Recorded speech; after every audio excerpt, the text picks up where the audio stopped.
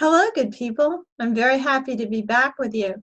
Today, I want to talk to you about something a little different than what I have been talking about. I'm not going to be talking about Ratzinger today, but somebody had asked me to make some videos possibly about the subject of the masculine and feminine vocations as understood within the Catholic faith, within the Christian tradition. And I want to do that, but I felt like I need to lay a bit of groundwork on a couple of things before I actually dive into that topic. So what I want to talk to you about today is prompted by some things that I saw online that I think indicate a kind of a misunderstanding about particular terminology. So what I want to talk to you about is the difference between receptivity and passivity.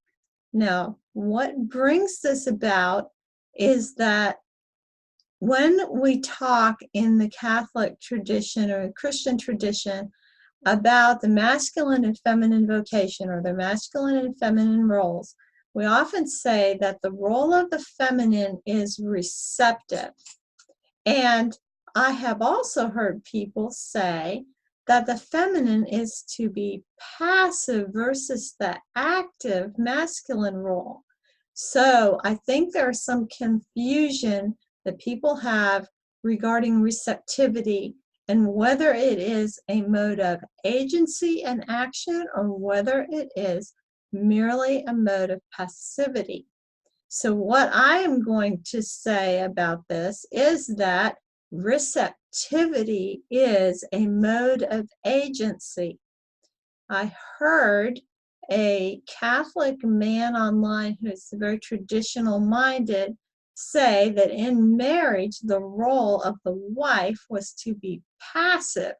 And I don't think he really meant that. I think what he meant was receptive. So I really want to kind of clear up the confusion about these terms. We have to make a distinction between passivity and receptivity because receptivity is not passive. It is a very active mode of being. And we can illustrate that by telling a bit of a story or making a scenario together. And what I want you to consider is what is involved with receiving guests into your home. So let's kind of walk through that. So before you would receive people into your home, usually you would make an invitation to them. Now, what is involved with an invitation? Well, first of all, there's the idea of selection, right? Because you select the guests that you're going to invite. You also present them with an invitation in a way that is very attractive. So, for example, if you were going to have a dinner party and you were going to send out invitations, you would try to make them beautiful, make them attractive. Of course, if you were just having a barbecue and you were having some friends over to watch a football game, you might make a very informal invitation, but you're still going to say something to try and attract them, like talk about the meat that you've got to put on the grill or something like that. So this idea of being selective, selecting someone to invite, attracting them in some way, and in some cases even with beauty, this is all part of receptivity. Once the invitation has been accepted, then we go into the mode of preparation. What is involved here? There's planning, using imagination. Then there's collecting together those things that are going to be used in the accommodation of your guests. There's placing things in order. This might involve such things as cleaning, cleansing, purifying an area. If you're having guests who are going to be spending spending the night in your home and you prepare a guest room for them. You will clean all the linens and vacuum and make sure everything is nice and spotless. You may do some decorating, some beautifying. Perhaps you're having people over for dinner and you'll have a beautiful table setting. All of these things, these active things, are part of receptivity. When the guests arrive, there will be more action involved with receptivity. There will be opening of the door, welcoming your guests. This attitude of welcome and acceptance, including perhaps even accepting gifts that your guests bring to you when they come, that is also all part of receptivity.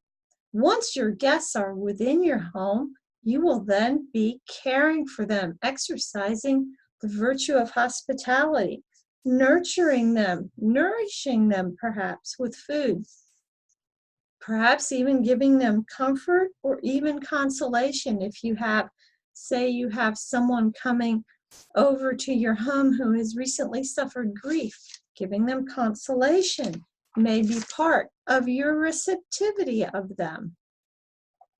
When the event or the party, the dinner, the event of the visit is concluded, you will then be dismissing your guests. Even that dismissal is part of receptivity. You will send them forth, maybe even with gifts or a piece of pie for that family member who wasn't able to make it, something like that. Now, if you're listening carefully to the words that I'm using, and if you are a Christian who attends a church service that has a liturgy, you will recognize that some of these words actually are part of the liturgy. The collect and the collection, the preparation, the setting of the table for the Lord's Supper, the bringing forth of gifts and the giving of gifts. All of these things are involved in liturgy. And that's very fitting because, as we know, the church is feminine. And the church exercises this feminine role of receptivity, but actively. So we can see that receptivity is a mode of agency, a mode of action. It is not passive. Passivity is really not the stance of a conscious adult person anyway. I mean, if you have a medical situation and you have to be, cared for and you have to be laying in bed and receive medical attention, then you have to be passive. Or if you're injured and you have to be carried on a stretcher, then you have to be passive. But generally speaking, an adult person in sound mind and body is not usually going to be passive in almost any situation. So if we equate femininity with passivity, we actually remove the feminine from the human. And we don't want to be doing that. I understand the desire to react against the pernicious radical feminism that's out there in the world, but we don't want to make an opposite mistake and go to some kind of extreme the other way where we start removing the concept of the feminine from the idea of what it means to be a whole person, because that is what the feminine and masculine are together. Together they make the entire human.